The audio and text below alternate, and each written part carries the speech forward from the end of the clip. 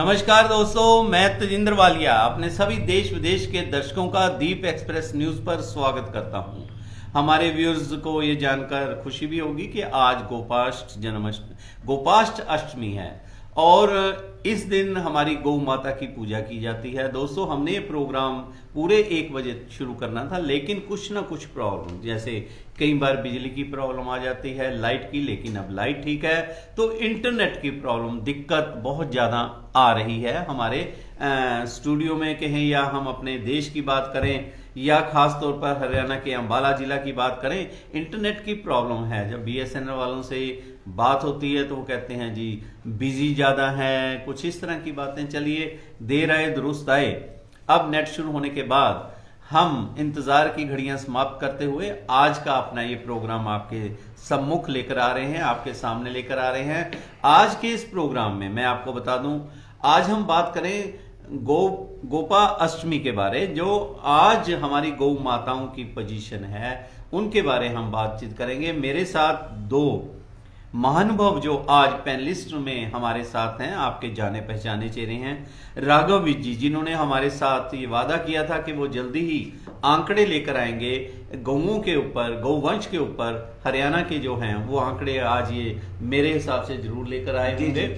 और दूसरे हमारे साथ हैं प्रदुमन सचदेवा जी, जो शक्ति मंच के प्रधान हैं और कई सोशल ऑर्गेनाइजेशन से जुड़े हुए हैं। और गोपा अष्टमी की मैं पहले दोनों को बहुत बहुत मुबारकबाद देता हूं। आपको भी हम बधाई देते हैं सर। और बातचीत हम शुरू करते हैं आपसे जी। जैसे कृष्ण जी के समय से गोपाष्टमी मनाई जा रही है। भगवान कृष्ण जी, जब ऐसा पता लगता है इतिहास के द्वारा कि जब वो 5वें साल पूरा करके 6ठे वर्ष में गए और उन्होंने जो उनका व्यवसाय था, गौओं का जैसा भी था, उस वक्त उन्होंने, ये कहा जाता है, शुक्ल मास की अष्टमी जो आती है कार्तिक के महीने में, कार्तिक का महीना ये पवित्र माना गया है पूरे 12 महीनों में। इसके शुक्ल पक्ष की जो अष्टमी होती है, उस दिन ये दिन त्योहार मनाया जाता है। इसके बारे थोड़ी आप जानकारी दीजिए। बिल्कुल वालिया जी, सबसे पहले तो मैं दीप एक्सप्रेस न्यूज़ चैनल के माध्यम से सभी जो व्यूअर्स हैं उनको गोपाष्टमी के इस पावन पर्व के अवसर पर बहुत बहुत शुभकामनाएं देना चाहूँगा। अपनी संस्था की तरफ से, विभिन्न संस्थाओं की तरफ से जिनके साथ मैं जुड़ा हुआ हूँ। आज का दिन, जैसा कि वालिया जी आपने बताया कि कार्तिक मास की जो शुक्ल पक्ष की जो अष्टमी के दिन जी, जो हमारी गोपाष्टमी का जो पर्व मनाया जाता है, जैसा कि आपने बताया कि भगवान कृष्ण जब बाल स्वरूप में 5 वर्ष की आयु पूरे करके 6ठे वर्ष में प्रवेश करते हैं, तो उन्होंने अपनी माता यशोदा से प्रार्थना की कि माता, अब मैं जो है बछड़े, पहले वो बछड़े चराया करते थे, तो उन्होंने कहा कि अब मैं गौएं चराया करूंगा जी। तो यशोदा माता ने उसको मना किया कि अभी तो तुम बाल स्वरूप में हो, अभी आप बछड़े चराओ। लेकिन उन्होंने बहुत जिद की, तो उन्होंने कहा कि चलो फिर आप नंद बाबा जी से प्रार्थना करो। तो उन्होंने नंद बाबा से, अपने पिताजी से प्रार्थना करी। तो उसके बाद उन्होंने कहा कि चलो किसी से हम मुहूर्त निकलवा लेते हैं जी, तो हम ये गौ चराने का जो तुम्हारे माध्यम से जो हम करेंगे, तो शंडिल्य ऋषि के माध्यम से महर्षि शंडिल्य जी के को बुलाया गया। और एक तो कहावत ये भी है कि वालिया जी की श्री कृष्ण जी तो खुद भगवान थे जी, वैसे तो सब जानी जान थे। और उन्होंने भी ऋषि जी को कहा कि पंडित जी महाराज, आज के दिन ही जो है ये शुभ आपने मुहूर्त निकालना है। और जैसे कह देते हैं ना हमारी देसी भाषा में, भी तेरी मक्खन की पूरी छूट जी। तो इस प्रकार से ऋषि जी ने जब देखा, तो नंद बाबा ने पूछा, कौन सा मुहूर्त है, आप इतने पन्ने खोल रहे हो जी। तो पंडित जी ने कहा कि 1 साल तक कोई मुहूर्त ही नहीं निकल रहा महाराज, आज का ही दिन का मुहूर्त निकलता है जी। तो भगवान ने उनको कह रखा था आज का ही मुहूर्त निकालना है। तो उन्होंने कहा कि आज का ही मुहूर्त निकलता है, 1 साल तक कोई मुहूर्त नहीं है जी। तो उस दिन वो शुक्ल पक्ष जो की अष्टमी थी, कार्तिक का महीना था, उस शुभ मुहूर्त जो निकाला महर्षि जी ने, उस दिन से ये गोपा अष्टमी का जो दिन है, जिसके बाद फिर कृष्ण जी बाल स्वरूप के अंदर गाय चराने के लिए निकल पड़े और उस दिन से गोपाष्टमी मनाई गई। और इसके साथ एक बड़ी बात और करना चाहूंगा कि जब वो गाय चराने के लिए निकले तो उनकी माता ने कहा कि आप जूते पहन लीजिए। और कृष्ण जी ने कहा कि मेरी गऊओं ने जूते नहीं पहन रखे, तो मैं जूते कैसे पहन सकता हूँ, या तो इनको भी पहनाओ। तो वो गाय फिर जो है, फिर उसमें भगवान कृष्ण जी अपने बाल स्वरूप में नंगे पांव जो है गाय चराने गए। और जब तक कृष्ण जी वृंदावन के अंदर रहे और वो नंगे पांव ही रहे, उन्होंने अपनी गौ माता को मतलब इतना, उसके बाद वो अपना बांसुरी वादन करते थे और वो उसकी मधुर आवाज, मनमोहक आवाज उसको सुनकर गैया चरती जाती थी आगे आगे और पीछे भगवान। बहुत आपने बहुत विस्तार से जानकारी दी कि महर्षि शांडिल्य जी ने मुहूर्त निकाला और किस तरह बाल रूप में कृष्ण जी ने गौएं चरानी शुरू की। चलिए, ये तो एक इतिहास की बात है और हमारे बच्चों को खास तौर पर इसकी नॉलेज होनी चाहिए, पता होना चाहिए। क्योंकि राघव जी, हमने देखा कि त्योहार या जो हम मनाते हैं, हमारी सनातन परंपरा के अनुसार जो त्योहार हैं, तिथ है, वार हैं, ऐसा ऐसा ये लुप्त होते जा रहे हैं। आज वैसे कल मैंने कईयों से बात की, इवन के कई पढ़े लिखे लोगों से मेरी बात हुई कि ऐसा कल गोपाष्टमी है, इस पे हम बातचीत करें। कहते वो क्या होता है, और मैं नाम नहीं लेना चाहूंगा, कॉलेज के लेक्चरर हैं जिनको मैंने कहा कि ऐसे हमारे प्रोग्राम है, कहते वालिया जी ये गोपाष्टमी क्या होती है। मुझे तो बड़ा अचंभा सा लगा। इसके बारे आप क्या कहेंगे सर? सबसे पहले तो मैं सामने देख रहे सभी व्यूअर्स को गोपाष्टमी की हार्दिक बधाई देता हूं, और आपको भी मैं इसका श्रेय बधाई का ये देना चाहता हूं कि आज आपने इस गोपाष्टमी पर जो ये लाइव प्रसारण दिखाने का काम किया है, वही आपकी बात आ गई। जिनको नहीं भी पता, आज उनको विस्तार रूप से अभी सचदेवा जी ने जो उसकी व्याख्या की है, वो बहुत ही जो सराहनीय है। दूसरी बात मैं आपसे ये कहना चाहूँगा कि आज जैसे आप कह रहे हैं कि लोगों को पता ही नहीं है, आज के समय में हो क्या रहा है, हर इंसान इतनी स्पीड से आगे चल रहा है कि वो अपनी संस्कृति को कहीं ना कहीं धीरे धीरे भूलता जा रहा है। बिल्कुल। और उसका यही कारण है कि आने वाली जो पीढ़ी है वो उससे जो है वंचित है, उन्हें पता ही नहीं क्या है। जब तक हम हमारे पूर्वज में जो हमारी संस्कृति है या उसके बारे में हम अपने बच्चों को नहीं बताएंगे, तो आने वाले समय में ये भी होगा कि लोगों को त्योहारों नाम का मतलब ही मतलब भूल जाएंगे कि त्योहार होते क्या हैं, हमारे धार्मिक त्योहार क्या होते हैं। तो आज आपने जो पहल की है, सबसे पहले तो मैं आपको इसकी हार्दिक दिल से बधाई देना चाहता हूं कि आज आपके चैनल पे आज नौजवान बच्चा, बूढ़ा, बुजुर्ग, जिनको नॉलेज है, जिनको नहीं भी है, आज वो इस डिबेट के माध्यम से बहुत कुछ सीखने को उन्हें आज मिलेगा। बहुत आपने अच्छी बात की कि शायद YouTube चैनल में हरियाणा का आपका ये पहला चैनल होगा जिन्होंने इस तरह की गोपाष्टमी पर हम बातचीत रख रहे हैं। हर एक अपने हिसाब से बात करता है। मुझे लगता है कि हमें अपना जो पुराना इतिहास है, जिसके अंदर अच्छाइयाँ बताई गई हैं, जिसके अंदर भगवान ने किसी न किसी रूप में बात की है, उसे हम अपने श्रोताओं तक, खास तौर पर हिंदुस्तान, हमारे भारतवर्ष के श्रोताओं तक लेकर आए, जो हिंदुस्तान के बाहर भी हिंदुस्तानी चले गए हैं जी, जो किसी भी व्यवसाय के कारण, हम उन तक भी ये बात लेकर जाएं कि हमारी जो परंपरा है गौ समाज से, गौ का हमारे समाज में क्या स्थान है। इसलिए हमने ये सोचा है और ये आज का मुद्दा हमने रखा।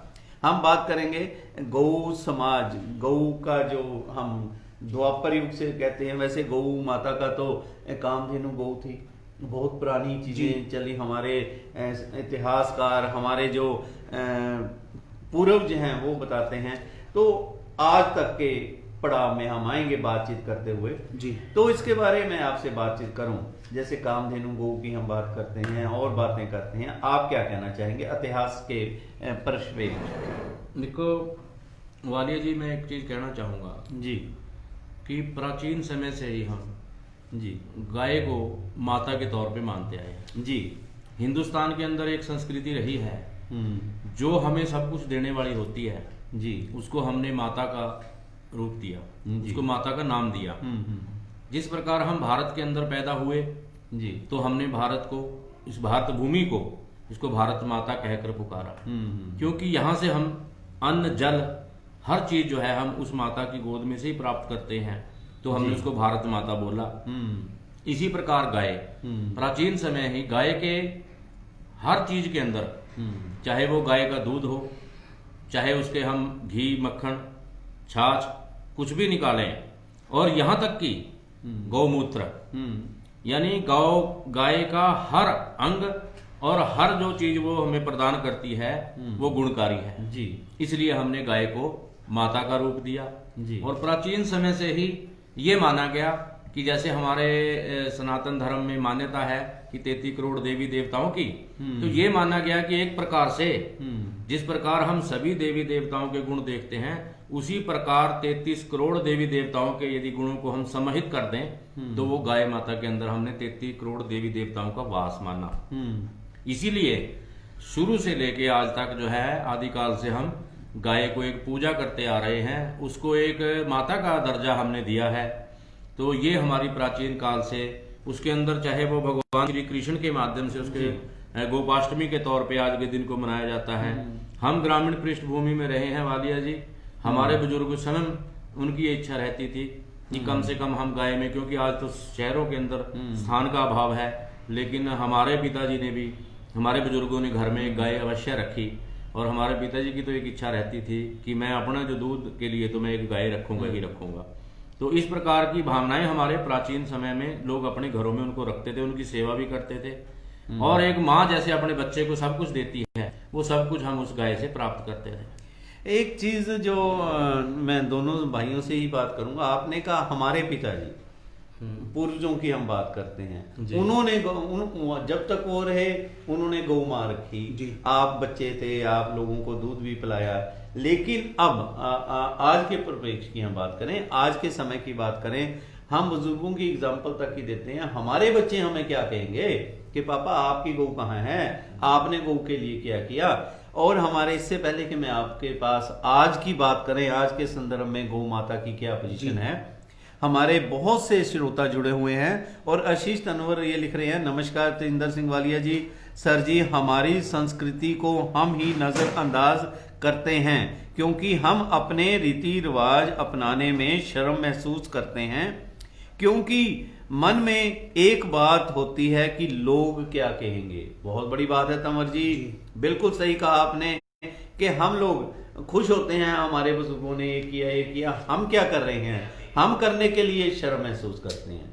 इससे पहले कि मैं राघव जी से आज के संदर्भ में बात करूं, ये आपके परिप्रेक्ष्य की आप क्या कहेंगे? बिल्कुल, मैं वालिया जी अभी तक, क्योंकि आपने पूछा था इतिहास की बात, जी जी जी, अभी से पहले मैंने जितनी बात भी की है वो प्राचीन समय से लेके क्यों हम गाय को माता क्यों मानते रहे, गाय की पूजा क्यों करते रहे, उसका इतिहास थोड़ा सा उसके साथ जुड़ी हुई जी जी जी कुछ जरूरी था, जैसा कि हमें जानकारी हमें भी मिलती रहती है। अब रही आज के परिदृश्य में कि आज हम कहाँ खड़े हैं। गाय का इतना, जैसे मैंने, आपने भी कहा कि हमने बुजुर्गों का अपने दिया, हम अपने बच्चों को, हमारे बच्चे क्या एग्जाम्पल दे सकते हैं गाय का? बालिया जी बिल्कुल नहीं।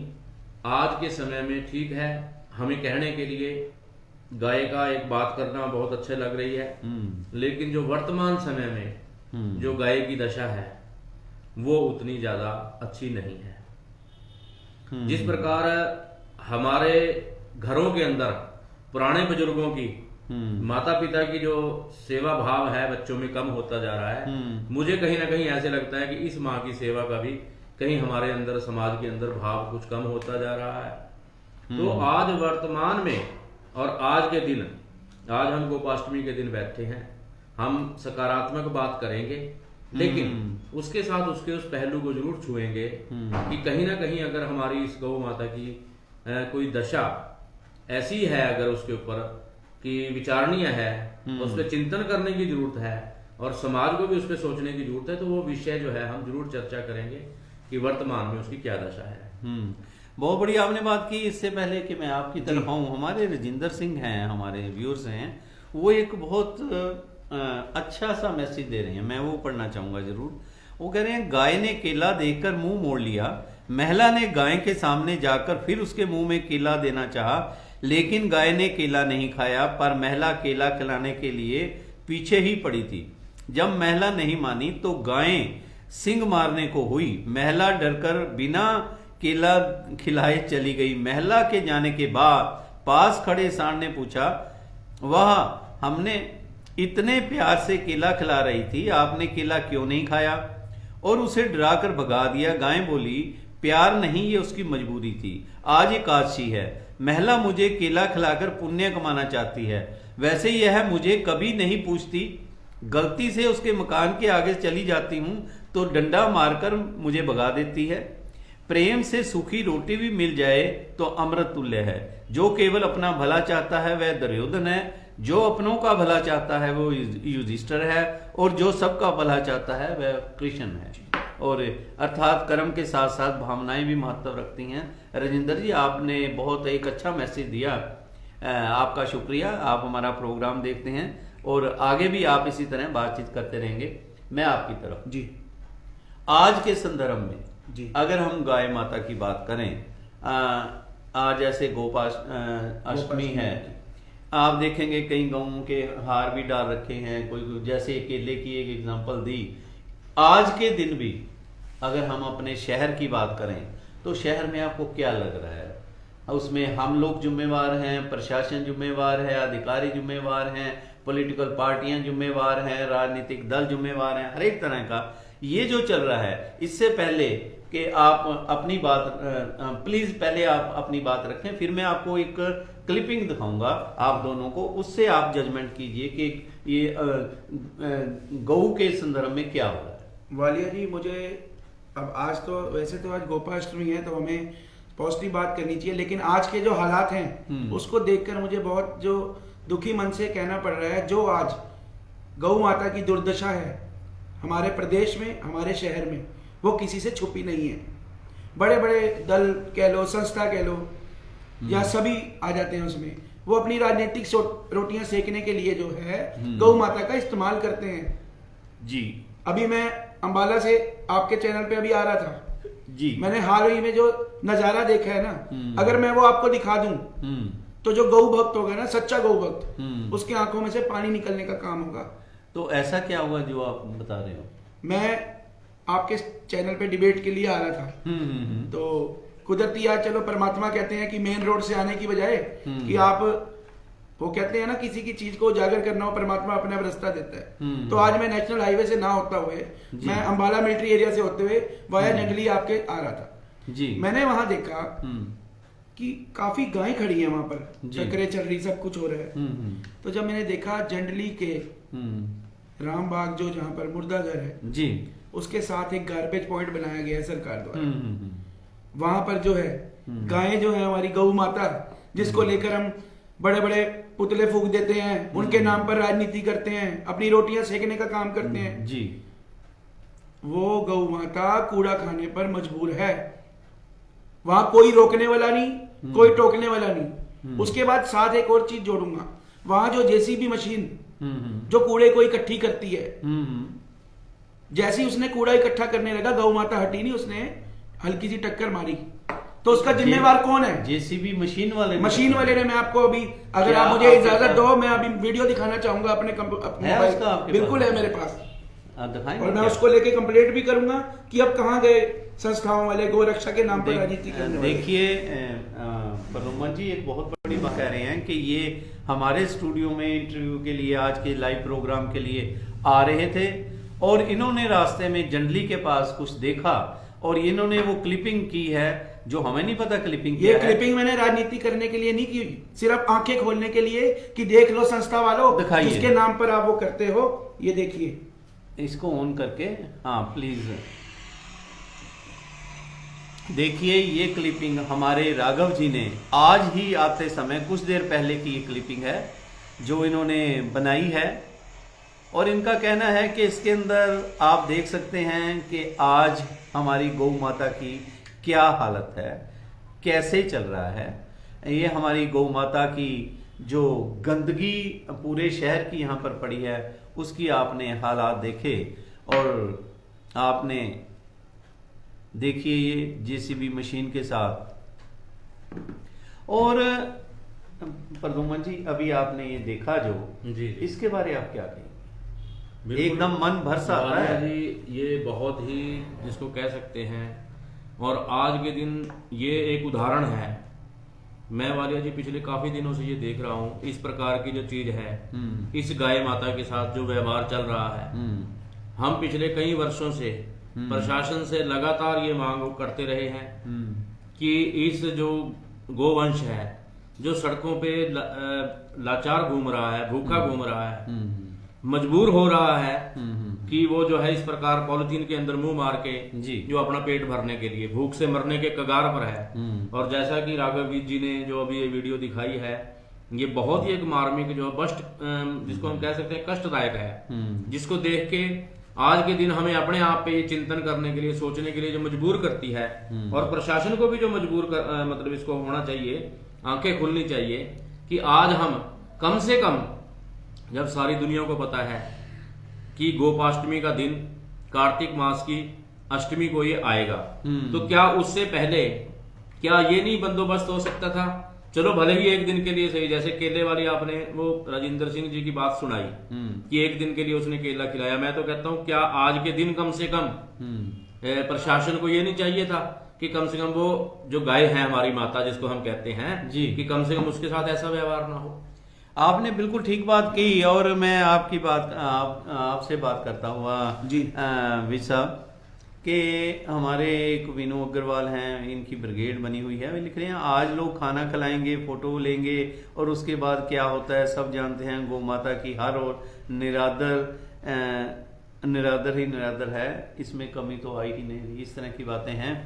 चलिए, हमारे एक और अमित शर्मा हैं, ये नवयुवक सेवा संघ है इनका। जी। ये कल भी हमारे स्टूडियो में आकर इन्होंने बातचीत की। इन्होंने कहा कि अभी अभी नवयुवक सेवा वेलफेयर सोसाइटी के पास बुलाना गांव से फोन आया कि एक बछड़े का एक्सीडेंट हुआ है और 3 दिन से वो पड़ा है, कोई उसकी ओर ध्यान नहीं दे रहा, तो इन्होंने उसको इसका इलाज या जो भी है करवा रहे हैं। अच्छी बात है। और ये हमारे विनू अग्रवाल लिखे हैं, बहुत बढ़िया कदम राघव जी द्वारा, पर हालात और भी ज्यादा बदतर हैं। जो आप बता रहे हो इससे भी ज्यादा बदतर हैं लोगों का। हमारे जो प्रोग्राम देख रहे हैं, राघव जी हम बात करें गौशालाओं की, हम सीधा मुद्दे की दूसरी तरह बात, दूसरे पक्ष की, सिक्के के दूसरे पक्ष की बात करें। देखिए, लोग तो लगे हुए हैं, चलो साल में एक दिन ही सही पूजा करते हैं, जैसा हमारे हिंदुस्तानियों की आदत होती है, एकदम आ जाते हैं। जो आपने एक कैसेट दिखाई अभी आप लेकर आए थे जी, मैं आज से अम्बाला में कुछ दिन पहले एक प्रोटेस्ट हुआ था जी। प्रोटेस्ट शुरू में तो ठीक था, बाद में वो पॉलिटिकली रंग ले गया, क्या ले गया। जिन्होंने वो प्रोटेस्ट किया और हाय हाय जिंदाबाद मुर्दाबाद के किसी शख्स के बारे में नारे लगाए, मैं उनसे पूछना चाहता हूं कि ये जो रोज गायें कूड़ा करकट खा रही हैं, क्या वो गौशाला जो अम्बाला में बनी हुई हैं, जिनकी फिगर आज आप लेकर आए हो, क्या वो उन गौशाला के मठाधीश जो वहां प्रधान हैं, सेक्रेटरी हैं, जो ग्रुप बने हुए हैं, करोड़ों रुपए का फंड गवर्नमेंट दे रही है, इसमें कोई दो राय नहीं, वो फंड कहां जा रहा है? गौएं बाहर तड़प रही हैं। क्या वो हमारे जो दल थे विश्व हिंदू परिषद, मैं नाम ले रहा हूं विश्व हिंदू परिषद का, समीर जी को भी हमने इनवाइट किया था कि आप आए, हम आपसे भी बातचीत रखेंगे। शायद उनकी कोई मजबूरी हो, आने वाले समय में आ सकते हैं वो भी स्टूडियो में, उनसे भी बात करेंगे। क्या उनकी मुहिम ये राजनीतिक तक ही सीमित रहेगी? क्या ये जो असली गौवंशों का घान हो रहा है, इसके बारे में भी आवाज उठाएंगे? आप कोई बात करेंगे इसके बारे में? जी, मैं यही कहना चाहूंगा, जो भी जिन संस्था का ये नाम ले रहे हैं, मैं पर्सनल तो उनको नहीं जानता कौन है वो, चलो संस्था उन्होंने बनाई है, जो अपना उस दिन गौ माता के नाम कर जो पुतले फूक रहे थे, जोर जोर की नारे लगा रहे थे, कानून ये वो, मैं उनको अब बोलना चाहूंगा कि मैं आपके चैनल के माध्यम से वालिया जी उनको आमंत्रित भी करना चाहूंगा कि अगर आपको नहीं दिखता तो आप चैनल में आइए, मैं खुद चलकर आपको मौका दिखाऊंगा, फिर आपसे बात करूंगा कि अब गौ माता की रिस्पेक्ट में आप क्यों ऐसे कर रहे हो। अब कहां कौन सी ऐसी कमी रहेगी? क्या प्रशासन आपकी नहीं सुनता? क्या निगम आपकी नहीं सुनता? जो नगर सेवक का ठेकरा उठाए बैठे हैं, क्या वो नहीं सुनते? और ये जो हालात हैं, मैं आपको बताना चाहूंगा, जो हमारे माननीय विधायक जी हैं, उनके घर से सिर्फ 1.5 किलोमीटर की दूरी का वाकया है, बाकी जगह का तो क्या होगा। ये जो आज का मैंने आपको कैसेट दिखाई है, तो कहीं ना कहीं कमी आप में भी है।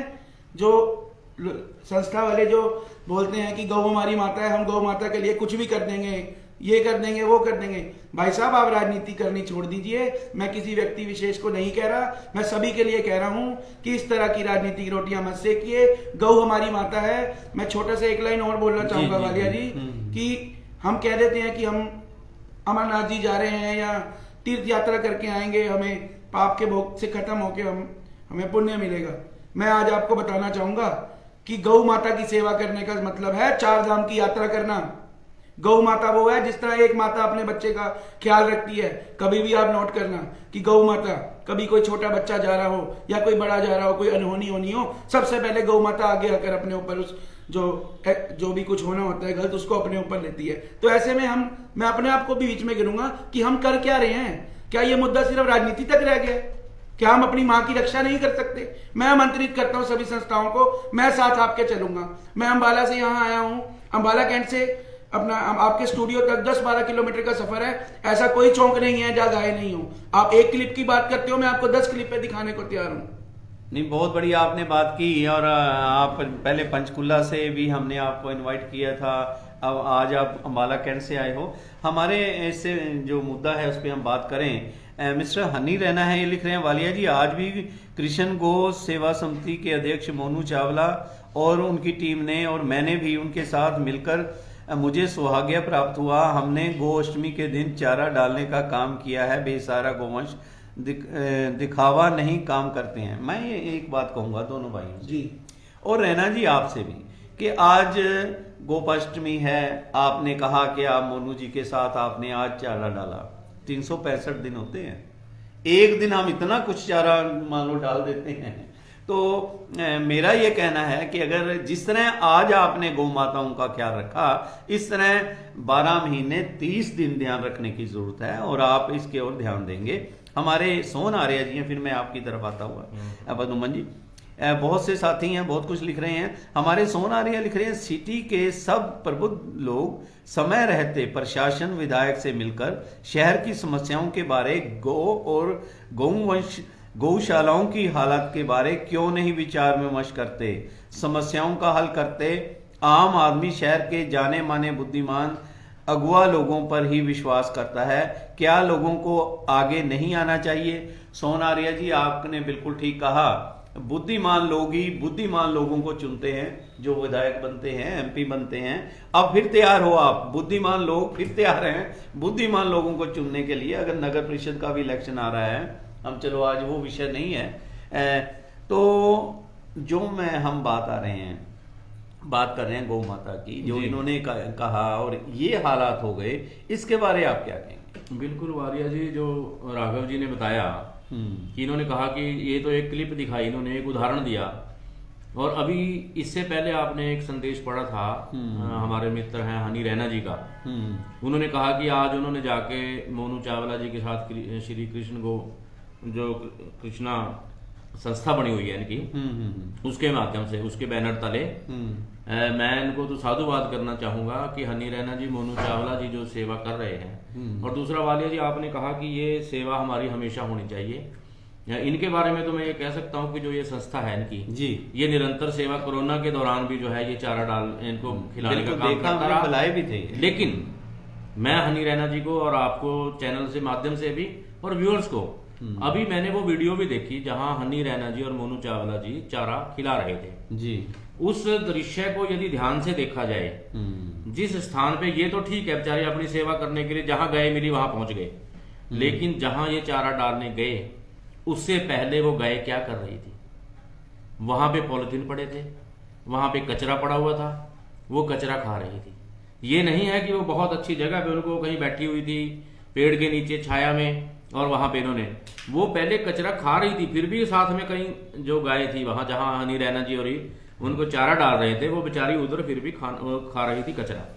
तो ये सोचने की बात है, आपकी जो लोग सेवा कर रहे हैं निस्वार्थ भाव से, वो बहुत अच्छी बात है। लेकिन गाय की हालत, प्रशासन को एटलीस्ट, अगर हम बड़े बड़े उद्घाटन, बड़े बड़े हम चीजें आज कर रहे हैं, तो आज के दिन यदि कोशिश कर लेते सारे उद्घाटन छोड़ के, यदि आज के दिन कम से कम हम उसका संकल्प ले लेते कि गोपाष्टमी पे कोई गाय आवारा बाहर सड़कों पे नहीं घूमेगी, कोई भूखी नहीं घूमेगी, तो आज का दिन ये सार्थक हो जाता।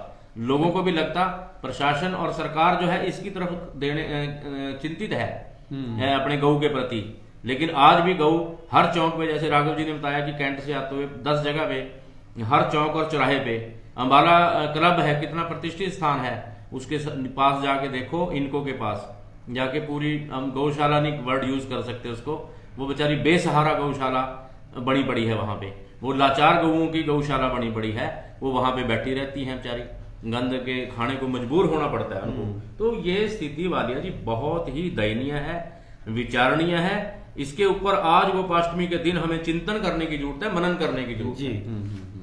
हमारे सोहन आर्य जी ने भी बहुत यही चीज लिखी है कि बुद्धिजीवियों को चाहिए कि वो आगे आए। राघव जी, मैं आपसे बात करूं, हमारे कनक लता जी हैं, कोई हमारे व्यूअर्स हैं, वो लिख रहे हैं पांडव दल एक अकेला ऐसा संगठन जो निस्वार्थ भाव से हर तरह की सेवा कर सकता है। सालों से बिना किसी सरकारी मदद के आज भी सेवा में लगे हुए हैं, परंतु सरकार सिर्फ दिखावे की ओर ध्यान देती है, सेवा भाव या सेवाएं नहीं दिखाती, बल्कि सिफारिश देकर प्रोत्साहित करती है।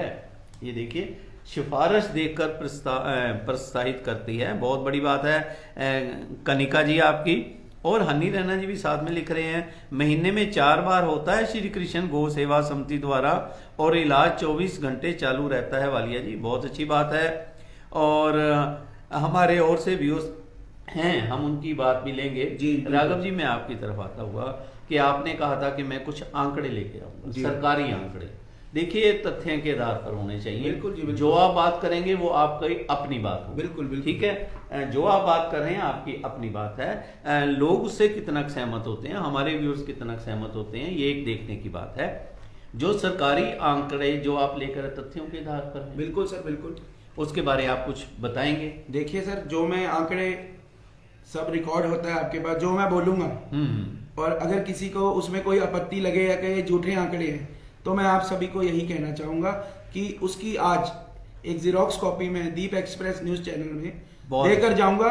अगर किसी को कोई दिक्कत हो या बोल रहे हो किंतु परंतु हो, तो वो उसको पढ़ सकता है। और वो जो आंकड़े हैं वो ऐसे नहीं है, ये जो आंकड़े हैं ये डीजीपी कार्यालय के जो state information commissioner Anil ji, उनके द्वारा ये उपलब्ध कराए हुए आरटीआई के माध्यम से है सर। उसमें एक बड़ी ही चौंकाने वाली बात जो है सर, वो मैं आपको बताना चाहूंगा। हाँ प्लीज। पिछले 2 वर्षों में आवारा पशुओं की वजह से सर 241 लोगों की मौत हो चुकी है। कितने समय से? पिछले 2 वर्षों से। 2 वर्षों? हाँ जी, 241 लोगों की। तो मोटा मोटा अगर हम एक आंकड़ा लगाएं, हर महीने 10 मौत।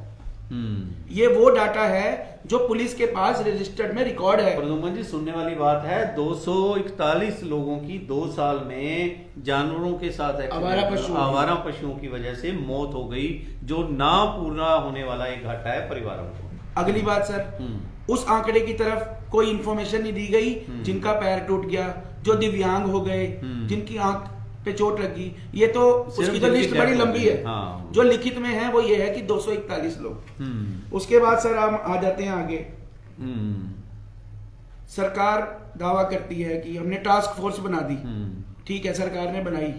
उस टास्क फोर्स में 350 लोग जो हैं वो शामिल हैं, जिसमें 18 तो इंस्पेक्टर हैं, 332 हैं कांस्टेबल।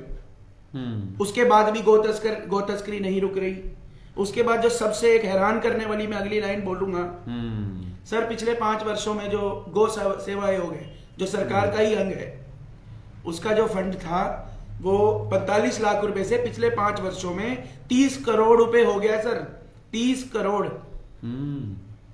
और अभी हाल ही में मुख्यमंत्री जी ने बजट में पेश किया, उस 30 को 45 कर दिया गया है।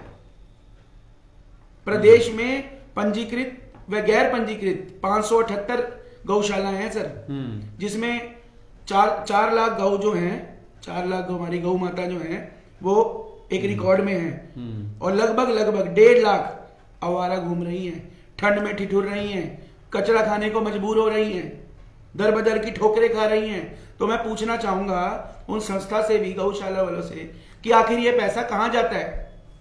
आखिर इस पैसे को गौ माता को बचाने के लिए क्यों नहीं इस्तेमाल किया जाता?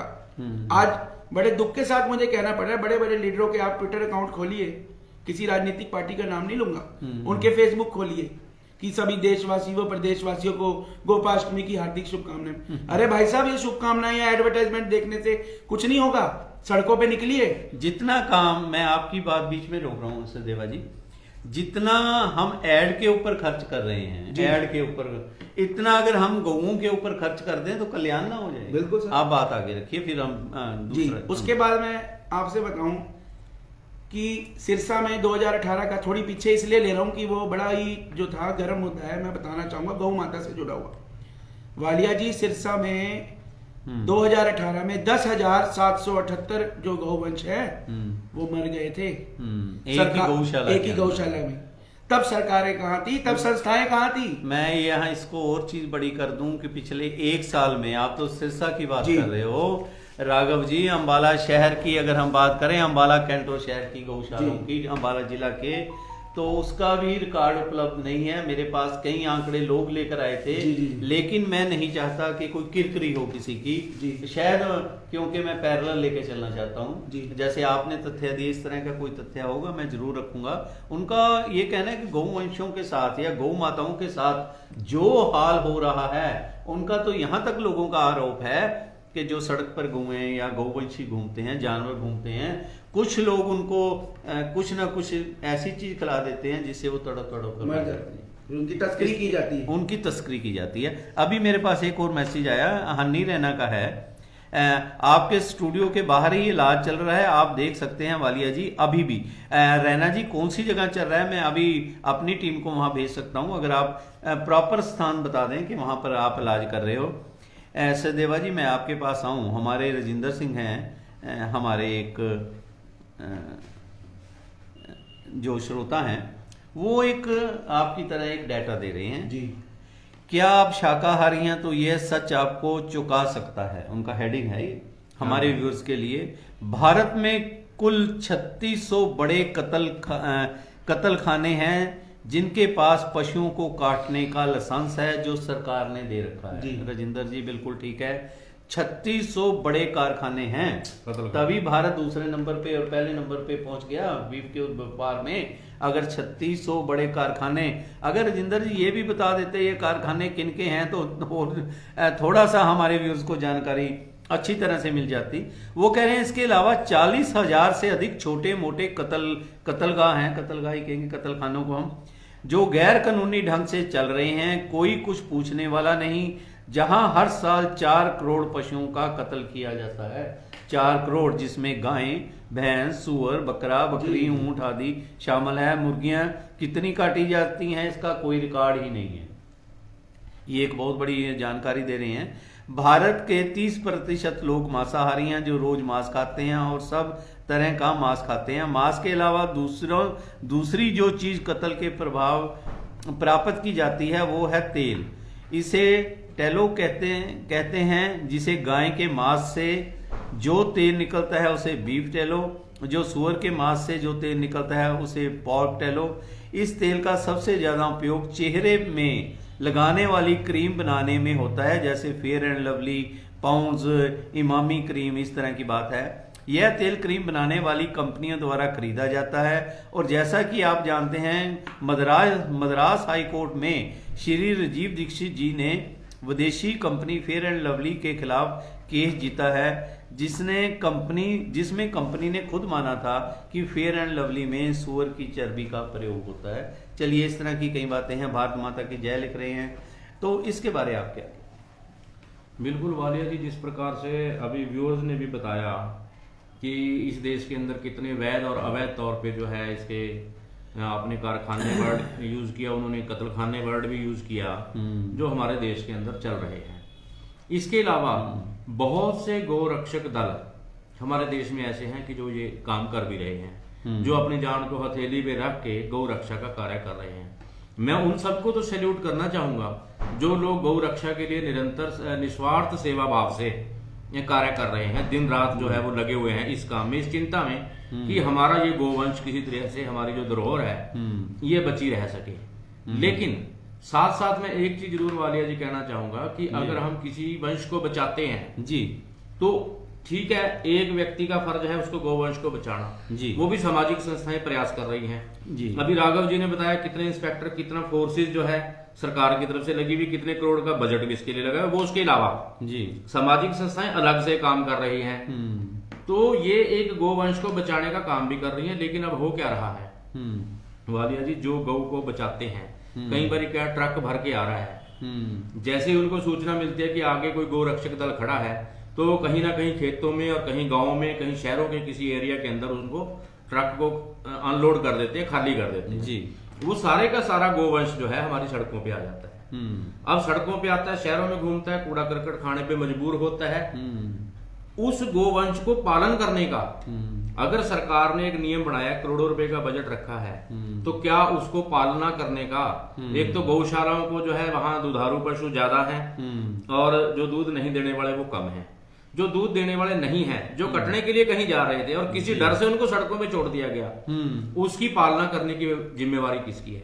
सामाजिक संस्थाओं ने एक चीज बचाकर आपको दे दी, उसके बाद ये सरकार का भी दायित्व बनता है कि उनको पालने के लिए व्यवस्था करवाए, या गौशालों को उनको जो पहले चल रही है उनको बाध्य किया जाए, या सामाजिक संस्थाओं को। मैं तो वालिया जी आपके चैनल के माध्यम से ये कहना चाहूंगा कि यदि सामाजिक संस्थाओं को भी अगर कोई जगह अलॉट करके जो गोवंश घूम रहा है, एटलीस्ट या तो आप उनको ये कहो कि आपको ये जगह दी जाती है इतनी, विभिन्न संस्थाओं का एक ट्रस्ट बनाकर, क्या गोवंश गो रक्षा के लिए वो ट्रस्टी बनाकर उनको जगह अलॉट की जाए किसी भी क्षेत्र में, और जो शहर के लोग आज घरों में बेचारे फिर भी उस लाचार को थोड़ी रोटी डालते हैं, पेड़ा डालते हैं, क्योंकि उनके मन के अंदर फिर भी दया भाव है, उनको बचाने के लिए वो घरों से हम चंदा इकट्ठा कर लेंगे।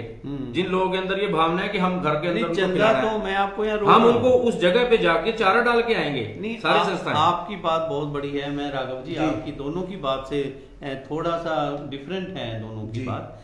भाई साहब यहाँ तक भावुक हैं, यहाँ तक दिल से ये बात कर रहे हैं सचदेवा जी कि सरकार कोई जगह दे, लोग या हम लोग या ट्रस्ट बनाकर उससे भी ऊपर उठ के सारी जाति धर्मों के लोग इकट्ठे होके चंदा इकट्ठा कर लेंगे, हम गौ माता की रक्षा के लिए तैयार हैं, खाली नारे लगाने से कुछ नहीं बनना। जब सरकार करोड़ों रुपए दे रही है, जो मैं बात कर रहा हूं जी, ध्यान से सुनना मेरे व्यूअर्स, जो उसमें सभी पार्टियों के हैं, भाजपा के नेता भी हैं जो ये प्रोग्राम देख रहे हैं, कांग्रेस के भी हैं, मैं अभी नाम भी लेकर बताऊंगा आपको, कांग्रेस के भी हैं, भाजपा के भी हैं, हमारे बजरंग दल से भी ये प्रोग्राम देख रहे हैं, हमारे अकाली दल वाले भी ये प्रोग्राम देख रहे हैं, समाज सेवी संस्थाएं भी ये प्रोग्राम देख रही हैं, जिसमें जसविंदर बत्रा जी हैं, हमारे तरुण चुग जी हैं, मनीष बंसल जी हैं, सुनील त्रिखा जी हैं, युवराज जम हैं, हनी रैना हैं, सोनू जी हैं, मोनू जी हैं, हमारे गुरप्रीत सिंह हैं, हमारे रणबीर सिंह फौजी हैं, जसविंदर सिंह पाली हैं, अनेकों नाम और मैं एकदम लेना कि सभी पार्टियों के लोग ये प्रोग्राम देखते हैं और देख रहे हैं। बिट्टू चावला जी के भी वहाँ से प्रोग्राम देखा जा रहा है। हमारे कई भाजपा के मेन लोग, चलिए हमारे प्रदीप मित्तल जी हैं जो ये प्रोग्राम देख रहे हैं, सुनील जी हैं, सुनील सादिक जी भी देख रहे हैं।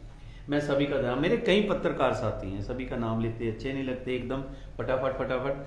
जो सरकार करोड़ों रुपए दे रही है, मेरा तो दोनों से सवाल है जी कि लोग तो करेंगे, करते भी हैं, हमेशा करते हैं, वो करोड़ों रुपए कहाँ आ रहे हैं, कहाँ जा रहे हैं, पहले आप बताएंगे फिर मैं आप जी।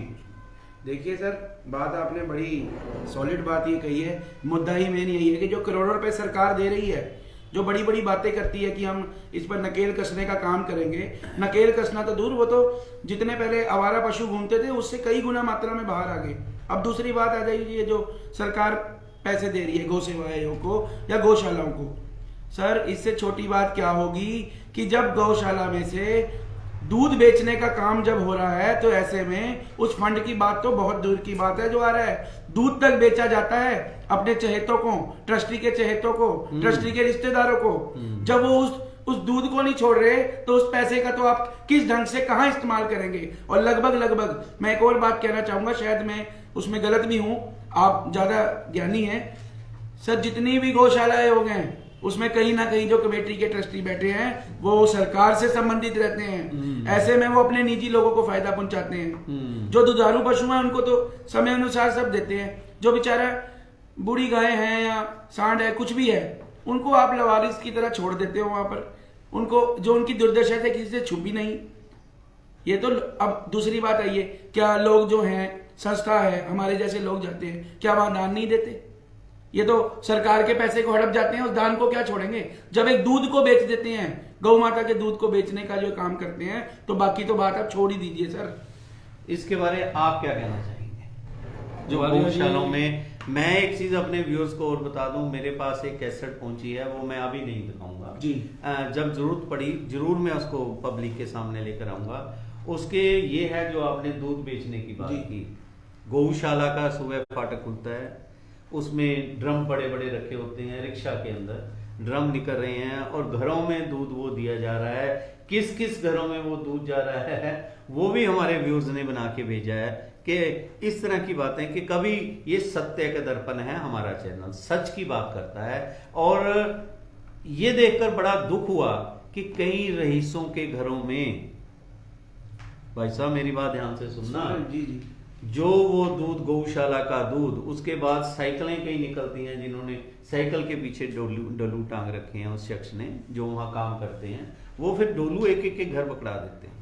जो कैसेट हमारे पास है, अगर कोई देखना चाहे, प्रशासन देखना चाहे, कोई हमारी संस्था देखना चाहे, या अगर पब्लिक कहेगी तो मैं उसको ओपन भी सर हमने तो खुद देखा हुआ लेकिन सर। अभी क्योंकि अच्छा नहीं लगता कि हम नेगेटिव की तरफ ही शुरू हो जाए। हम उनसे पूछना चाहते हैं कि अगर ये कार्य हो रहा है, उसका जो धन है, जो उससे इनकम होती है, क्या वो गऊं पर, जो बीमार गऊं हैं, हमारा मकसद दूध देने वाली गऊं का तो हर एक ख्याल रख लेता है, जो बीमार गऊं हैं, गौवंशी सड़कों पर घूम रहे हैं, क्या वो पैसा वहां खर्च हो सकता है या नहीं, इसके बारे में क्या? वालिया जी, अभी बात आई गौशालाओं की जी, अभी मेरे पास पिछले कुछ समय पहले जी 2 गौशालाएं हैं, प्रतिष्ठित हैं, मैं ये नहीं बताना चाहूंगा कौन सी। तो वो डोनेशन के लिए उन्होंने आग्रह भी किया कि कुछ लोग आप हमारे मेंबर्स बनाइए मंथली जी कि हमारे वहाँ इसमें फाइनेंशियल बहुत दिक्कत आ रही है। जी। अब मुझे इसकी जानकारी नहीं है, वो आंकड़े में चाहूंगा कि जो गो सेवा वाली जो संस्थाएं बनी हुई हैं वो ये आंकड़े आरटीआई के माध्यम से, किसी माध्यम से जरूर लें कि जो सरकार का स्वीकृत बजट है, किस गौशाला को कितना बजट दिया गया, पहले इंडिविजुअल किस गौशाला को सरकार की तरफ से कितना बजट दिया गया और कितना उन द्वारा खर्च किया गया। मेरे को जब उन गौशालाओं के जो लोग आए मेरे पास, उन्होंने आग्रह किया कि हमारे वहां दिक्कत आ रही है, कुछ मेंबर्स आप हमें बनवाइए। जबकि मेरे को लगता था कि गौशालाओं के पास पैसा बहुत सा होगा। दूध भी जो बेचने का जो कार्य है वालिया जी, जहां तक मेरी जानकारी है, जैसे आपने कहा, अब हो सकता है कि जो वीडियो आपके पास हो वो कैसी हो, लेकिन पिछले कुछ समय से हमने भी गाय का दूध अपने घर पे लगाया था, गौशाला से आता था, लेकिन हम उसको पे करते थे, उसका एक रेट नहीं, मैं ये नहीं कह रहा फ्री में ले रहे हो। कई बार क्या होता है, एक मिनट आप मेरी बात, यदि किसी ने वीडियो बना के ये दे दिया हो नहीं कि उन घरों में फ्री पहुंचाया जा रहा है, ऐसा नहीं है। नहीं, आप अपनी बात आपने जो की उसमें ये है कि दूध बेचा जा रहा है, फ्री में नहीं दिया जा रहा है। बेचा तो जा रहा है, इसमें कोई दो राय नहीं है, लिखा हुआ है, निश्चित है, रेट तय है। मैं ये नहीं बिल्कुल कह रहा गौशालाओं में दूध, मेरे को ये लगा कि शायद आप ये कह रहे हो कि जो कुछ लोगों को शायद गौशाला से ऐसे डोलू भर के दूध का दिया जाता है। मैं यहाँ रोक रहा हूँ, शायद वो शहर की क्रीम है, करोड़पति लोग हैं, अरबपति लोग हैं, वो कभी भी फ्री नहीं लेंगे।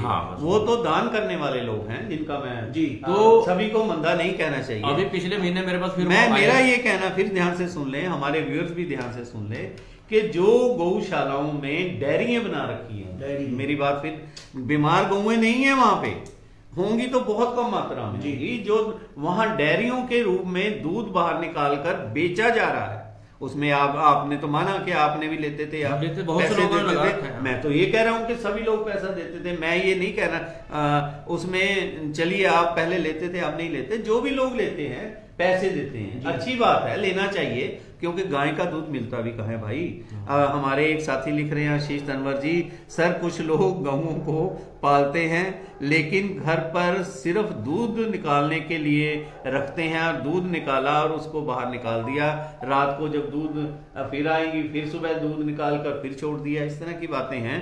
और हनी रैना जी लिख रहे हैं, सदेवा जी कचरा खा रही थी जिस वक्त आपने वो, यही तो मैंने कहा नहीं, आप वो गौशाला वाली बात पूरी, गौशाला वाले तो मैं ये कह रहा था कि वालिया जी देखो, हम ये नहीं कह सकते, गौशालाओं के अंदर पीछे सी डीसी साहब के आदेश से, जैसे कि मेरी भी कई गौशाला वालों से बात होती है कि यार ये आप इसके लिए क्यों नहीं कुछ करते, मैं उनको कहता हूँ, तो उन्होंने कहा कि काफी हमें नंदी और गाय हमें दी गई थी जी, कंपलसरी की गया था कि आप इतनी रखोगे, लेकिन हमारे पास भी जितना स्पेस होता है और जितना मार्जिन है, क्योंकि हमने, सर मैं यहाँ फिर रोक रहा हूँ, आप गौशाला की तारीफ कर रहे हो, बहुत अच्छी बात है, हमें अच्छा लगा, करना चाहिए, नहीं मैं भी फैक्ट है, हम भी सच्चाई की बात कर रहे हैं कि उन्होंने कहा कि हमारे पास स्पेस इतना की है, हम ज्यादा गाय नहीं रखते, उनके पास जितना स्पेस है, गऊ जो दूध देती हैं उनके डेयरी का स्पेस है, उनके पास क्या है, अगर दूध, हाँ जी, अगर वो डेयरी भी है, यदि वो गाय का दूध वो बेच भी रहे हैं, वो अपने घर पे इनकम नहीं लेके जा रहे, वो ट्रस्ट की इनकम है, वहीं पे लगता तो है जो वो पैसा। गौशाला का एक मीनिंग चीज क्या मैं है? दावे से कह नहीं, सकता मैं हूं। आपसे सदैवा जी ये पूछता हूँ, what is the meaning of गौशाला?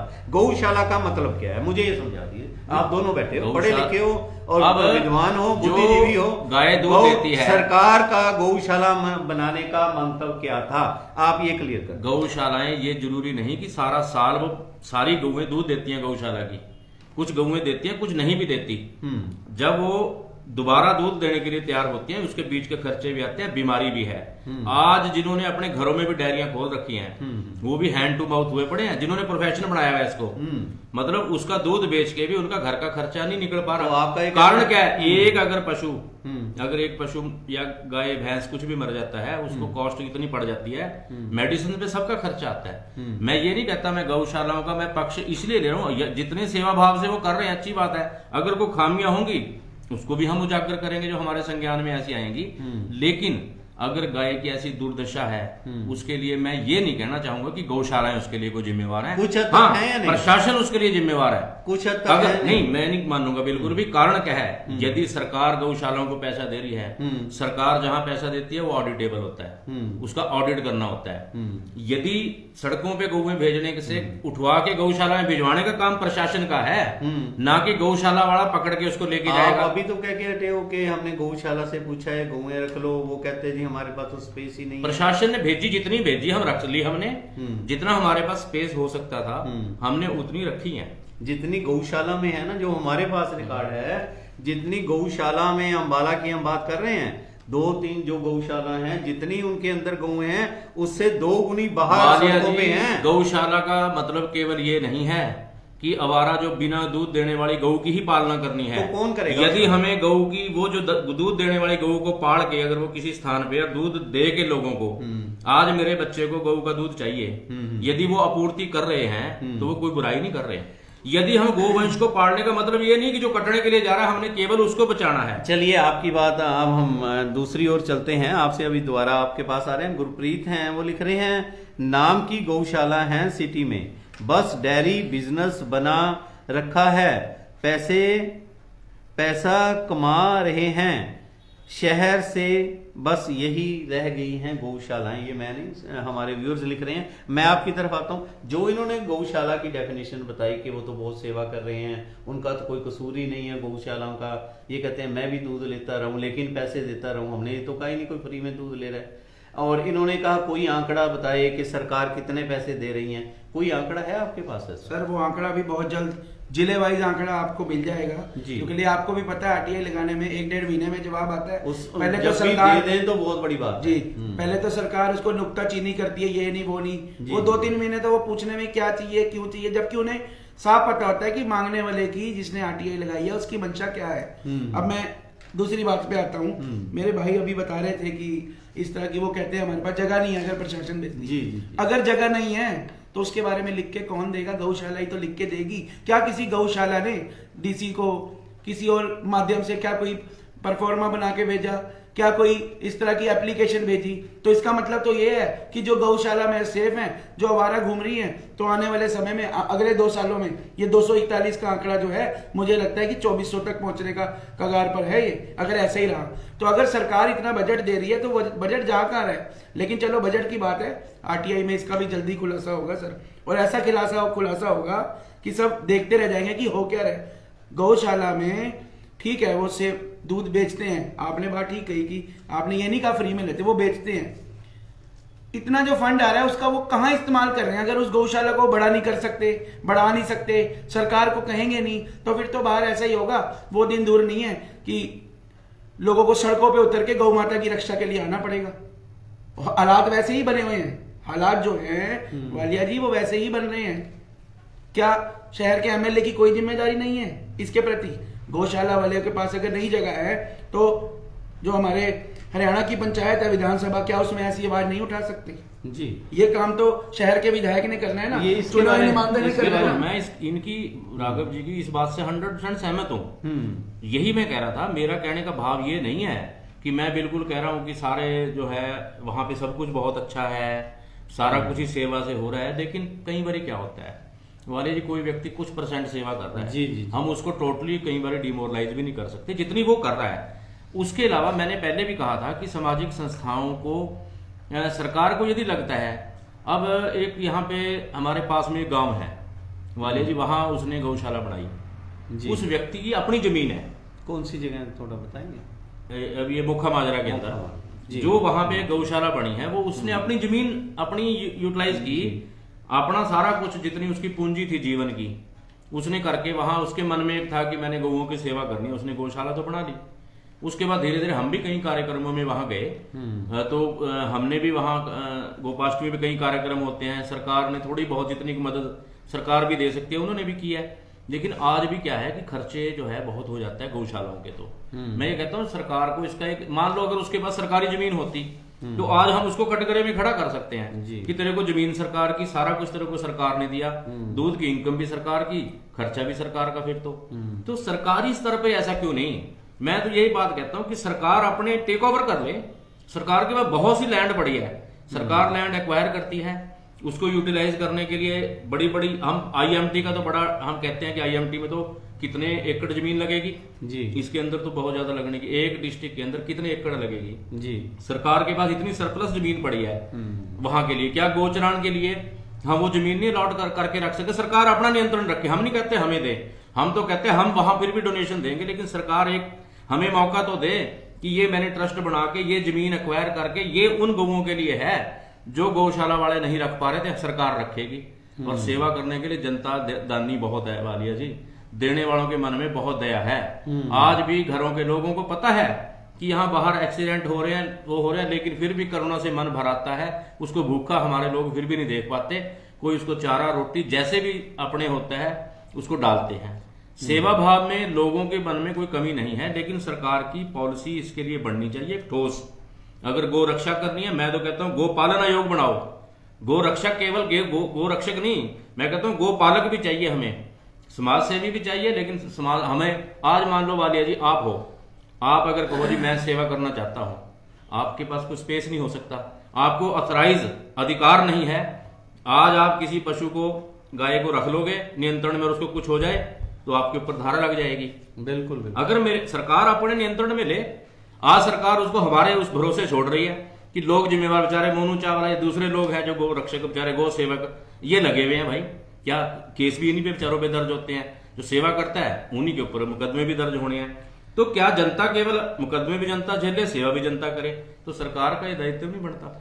चलिए, मुकदमे भी सरकार ही दर्ज करती है, कुछ ना कुछ तो होगा, हम उस पर डिस्कस करेंगे, कोर्ट मैटर हैं उस पे हम किसी को ना क्लीन चिट गो रक्षकों में मैं कहता हूं कई बार हो जाते हैं, ना हम किसी को भी, कोई भी गो रक्षक हो, ना हम क्लीन चिट दे सकते हैं, ना उसकी जिंदाबाद मुर्दाबाद हमें करनी चाहिए। मैं फॉर एग्जांपल कह रहा हूं वालिया जी कि सेवा करने वाले पे केस भी दर्ज होते हैं। नहीं, ठीक कह रहे हो, बहुत बड़ी बात है कि जो काम करता है उसी पे ही उंगली उठती है, ठीक कह रहे हो आप। हमारे रजिंदर सिंह लिख रहे हैं, जय गौ माता, जगत जननी गौ माता की जय, 33 कोटि देवी देवता इनमें वास करते हैं। काफ़ी कुछ उन्होंने गौ माता के बारे लिखा है। रजिंदर जी, आपका हम शुक्रिया अदा करते हैं, हमारी गौ माता के बारे आपने लिखा। और एक बात सदैव याद रखना, गौ मांस खाने वाले और गौ माता की पूजा करने वालों के बीच कोई भी रिश्ता नहीं हो सकता।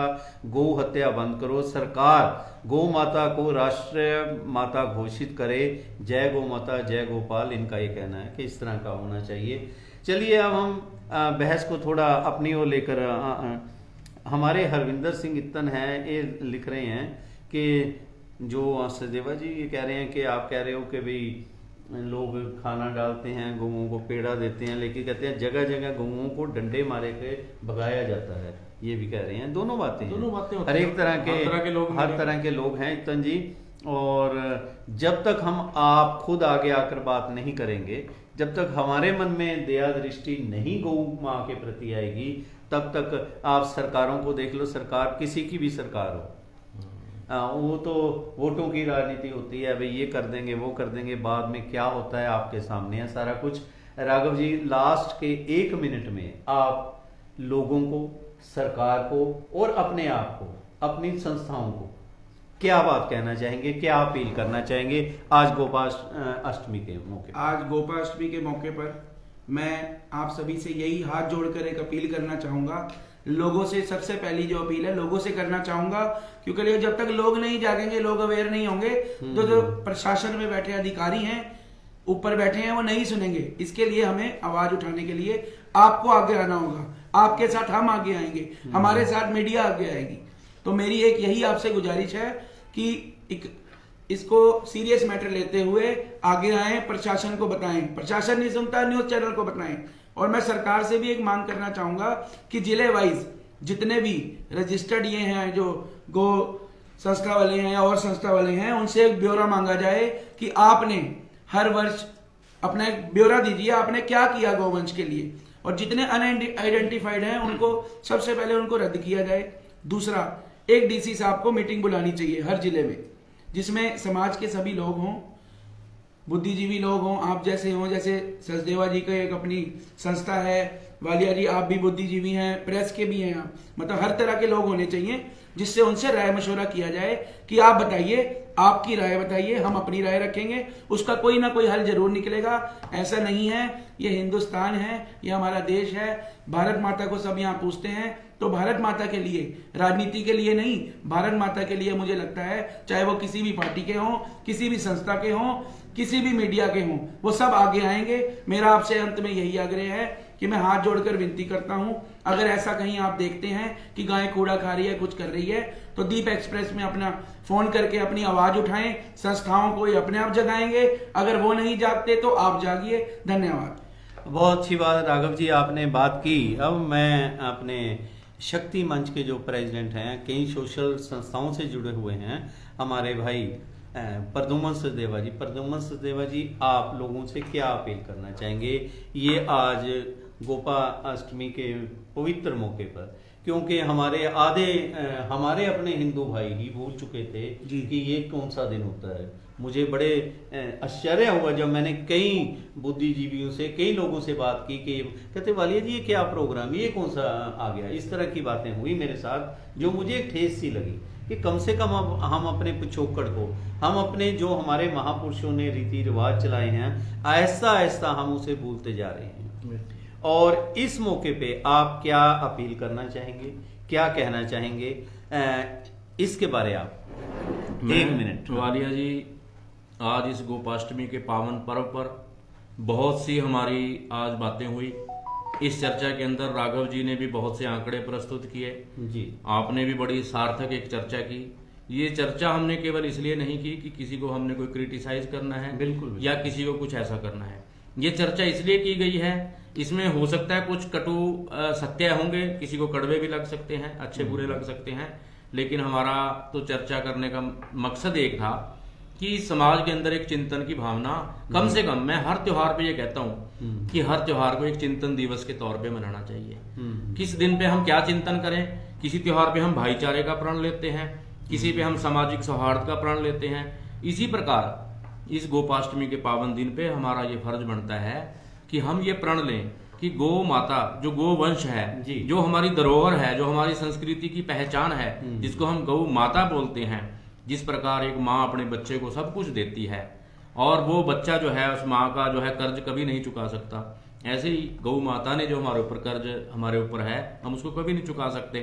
तो जो गोवंश हमारा सड़कों पे आवारा भूखा प्यासा घूमता है, आज के दिन हम केवल आज के दिन का संकल्प नहीं लेंगे कि आज हमने पूरा दिन चारा खिलाया, शाम को पूजा करी, बात खत्म। नहीं, आज के दिन से शुरुआत करेंगे। आज गोपाष्टमी के दिन से वो शुरुआत होनी चाहिए जहां हमने प्रशासन को, जहां सरकार को जगाना है, उस सरकार को भी और प्रशासन को भी जगाएंगे कि उसको आगे आना चाहिए। इस गोवंश की जो है सेवा करने के लिए सरकार को एक ठोस नीति बनानी चाहिए। हमें बड़ा दर्द होता है, पूरे समाज को बड़ा दर्द होता है। वालिया जी, आपको भी बहुत मैंने देखा है करीब से, आपको भी इस बारे में बहुत दर्द होता है कि लोग रक्षा की बात करते हैं लेकिन इसकी पालना कहीं हो नहीं पा रही। तो आज के इस पावन दिन पे मैं दीप एक्सप्रेस न्यूज चैनल के माध्यम से, जो समय समय पर ऐसे मुद्दों पे चर्चा करता रहता है, मैं समाज के सभी लोगों से और दीप एक्सप्रेस न्यूज के व्यूअर्स से आज के दिन पे बहुत बहुत शुभकामनाएं देना चाहूंगा। और ये गौ माता का आशीर्वाद जो है, भगवान कृष्ण का जो आशीर्वाद है, वो सब पे, पूरे समाज पे बना रहे, ऐसी मेरी कामना है। बहुत अच्छी। और एक हमारे पास हमारे व्यूअर्स बार बार कह रहे हैं, उन्होंने अभी क्लिपिंग भेजी है काफी देर पहले जब ये प्रोग्राम चल रहा था। मैं चाहता हूं कि लास्ट में चलते चलते हम वो क्लिपिंग जरूर दिखाएं कि आज अंबाला में इस पूर्व के ऊपर भी गौओं की क्या हालत है वो आप देखिए इस वीडियो में। देखिए, क्योंकि समय ही ऐसा है, बात ही ऐसी है, हम बात कर रहे हैं गौ माता की, और आप देखेंगे उसकी क्लिपिंग।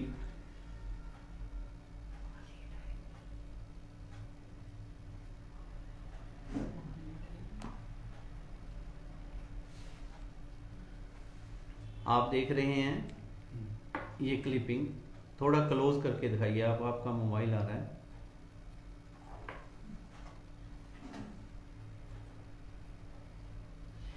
ये देखिए, मैं दोनों अपने पैनलिस्ट से कहूंगा जरा देखिए, ध्यान से देखिए। आज एक तरफ हम गौ माँ की पूजा कर रहे हैं, दूसरी तरफ ये गौ का एक क्लिपिंग हमने दिखाया। बड़ा मन भरसा आता है इस तरह की ये चीजें देख के कि आज का ये प्रोग्राम इससे पहले कि समाप्त करें, हमारे कई श्रोता कह रहे हैं वालिया जी और भी मुद्दों पर आप जरूर बहस रखिए, और हम आप सभी को बता दें कि नगर निगम के अभी चुनाव होने वाले हैं, उसके ऐसा ऐसा प्रक्रिया अपना जोबन के ऊपर आ रही है। आज ही हरियाणा में अंबाला नगर निगम के जो चुनाव होंगे उसके लिए भाजपा ने सुभाष बराड़ा जी को अपना प्रेषक नियुक्त कर दिया, जो सारा देखेंगे कि भाई क्या हो रहा है, कैसे हो रहा है, किसके कौन कैंडिडेट खड़ा करना है, इसके बारे राजनीति भी चरम सीमा पर पहुंच चुकी है। इससे ये लगता है कि बहुत जल्दी ही ये चुनाव नगर निगम के अंबाला में होने जा रहे हैं, क्योंकि इसकी एक कड़ी में उन्होंने मोहर लगा दी है कि उन्होंने अपने प्रेषक नियुक्त कर दिए हैं पूरे हरियाणा में। और अंबाला में सुभाष बराड़ा जो भाजपा के पूर्व प्रधान रहे हैं, उनको अंबाला का प्रेषक नियुक्त किया गया है। और इसके ऊपर हम बहस 3 बजे हम लाइव प्रोग्राम लेकर आएंगे, क्योंकि आज मेरे साथ पैनल जो बैठा हुआ है, मैं इन्हीं से रिक्वेस्ट करूंगा, ये तो थी हमारी गौ माता के ऊपर बातचीत चर्चा, और 3 बजे ठीक 3 बजे हम राजनीतिक चर्चा लेकर अंबाला के चुनावों के ऊपर और भी कई चर्चाएं जो मुद्दे हैं अहम, उनके ऊपर हम बात रखेंगे। मैं सचदेवा जी आपको पुनः आग्रह करता हूं, आपको भी आग्रह करता हूं कि आप हमारे स्टूडियो में आए, जहां इतना समय दिया। 3 बजे हम फिर लाइव आपके साथ आना चाहते हैं, अगर आप इजाजत दें। बिल्कुल वालिया जी, मैं एक बात जरूर कहूंगा कि क्योंकि आपने कहा कि राजनीतिक विषयों पे, तो आज के मैं उसको विषय अपनी तरफ से अपनी तरफ से राघव जी तो सीधा सीधा राजनीतिक तौर पे उस पर डिस्कशन में आ सकते हैं। मैं ये कहना चाहूंगा कि राजनीतिक आज के परिदृश्य में सामाजिक संस्थाओं की क्या भूमिका, जी जी जी, मेरा जो विषय रहेगा कि इस चुनावों का सामाजिक संस्थाओं का चुनावी परिदृश्य में क्या अहम रोल रह सकता है। बहुत कि एक जागरूक नागरिक, एक सामाजिक संस्था होने के नाते हमारा भी क्या अहम रोल रह सकता है, मैं उस विषय पे मैं भी अवश्य चर्चा करूंगा। बहुत बड़ी बात है कि आपने तो पूरे पत्ते ही पहले खोल दिए हैं। ये हमने 3 बजे बताना था कि हम किस संदर्भ पे किस तरह की बात करेंगे, और सामाजिक संस्थाएं हैं जो, क्योंकि हमारा आपके चैनल का ये काम है कि हमने सामाजिक संस्थाओं में उनको बगअप करना है, उनको उनके अधिकारों के बारे में बात करना है, लोगों को जगाने की बात करना है कि राजनीतिक लोग बेवकूफ बनाते हैं।